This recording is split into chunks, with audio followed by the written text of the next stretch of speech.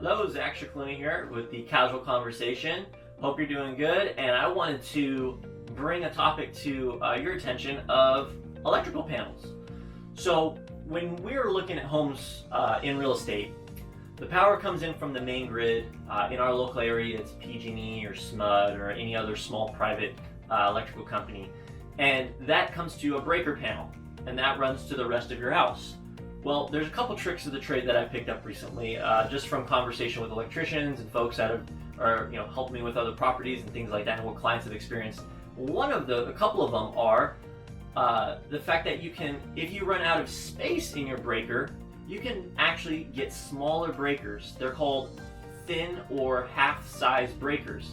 The average breaker is about 1 inch thick, and in reality, they can do the same job with about half the thickness, so a 1/2 inch. Which means in reality, some of them you can't condense, but the smaller load ones, like 10, 15, 20 amp loads, you can actually reduce those lower, and it allows you to be able to fit more things. So for example, if you've got to add a specific outlet for a garage project or a toy, or you want to add RV access and you need an extra designated 30 amp hookup, that could actually allow you, by converting 3 or 4 breakers to a thinner size, it allows you to add that one extra breaker to achieve your goal. It's an alternative to adding what's called a sub-panel, and a sub-panel would basically be a additional system that comes off the main power block, if you want to call it main power block, and it ties from your main box to a small box. And that small box, what it does is it allows you to then add more breakers. It's an alternative to adding a bunch of thin breakers, and you do get to a point where you do max out that panel, they're called panels, and you max it out, and then you have to do a sub panel. Again, it's a nifty alternative. It's a different kind of savings. It saves you on some time and labor. The fact that an electrician just has to come out, trade out some breakers for you, and then add in your extra one you're needing to do to achieve your goal.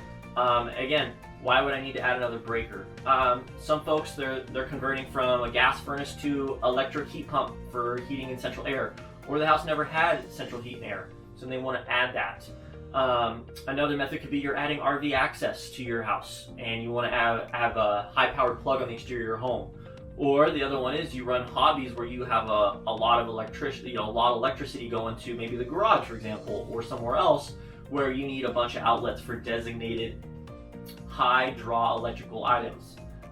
Some of those could be, but if you're running a bunch of table saws and vacuum cleaners and shop vacs all at the same time, and a bunch of tools going on at the same time, that might be something you want to do. Or if you do welding in your garage, that's another example of, hey, how could this benefit me? And that's going to be one of the little tips of the trades that I picked up here for us is, if you need more electricity, that is a way to do it, is through thin breakers or a sub panel as well. Folks have kind of wondered, electric panels, do I need to replace my stuff? Sometimes we'll go look at a house, and when you're looking at a house, you'll notice there's only 2 prongs instead of 3 prongs. What does that mean? You're missing a ground. That's something that came along later on in time as houses had been built for an extended period of time, and as technology, improved, they decided to add a ground wire, which is that 3rd one. And so, if you see a house with 2 prongs, it doesn't mean it doesn't have a ground, but it likely doesn't, or at least that outlet doesn't. Whether they converted the rest of the house but forgot one or didn't do it, there's a whole couple 9 yards there's a whole couple different options on why it doesn't have that ground wire there. Ways to get around it, there's a ton of different ways, and that's where we could talk to a couple electricians if you need the recommendation. But rule of thumb, if you're guesstimating, just assume 15 grand. If you're thinking, hey, I don't even know, it's the worst case scenario, just assume 15 grand out the gate, and that'll cover either a new panel altogether and or electrical outlets and such. Just assume 15. It could be more depending if you add extra, could be less depending on your setup. Again, there's methods of running all the wiring, or there's tricks of the trade that I've heard about where you can actually just run a ground wire. So you use the original wire that was the 2 prongs, and then you run a ground wire, which is much thinner, much easier. It's that copper line. You run it through, or it's not, I apologize, I'm not positive it's copper, but it's a uncovered line, and it's a ground. You run it down to the outlets, and then those run up into the attic, and they bunch them together and run them to a ground pin over by your panel, and then they ground it to your panel. So there's ways to get around kind of all the different parameters. You have a lot of options when it comes to electrical. That being said, always make sure it's done by a licensed electrician, always done by somebody you trust, and don't always take the best, cheapest price, because you want it done right, because electricity can mean fires, and fires in a house are never good. So just be careful, stay well, stay healthy. Thanks for tuning in, and that was our little episode of a little bit of electricity tricks for the trade of how to get more out of your electrical panel and maybe get that RV hookup or other plugs you need, additional designated lines to your existing panel. Thanks for tuning in.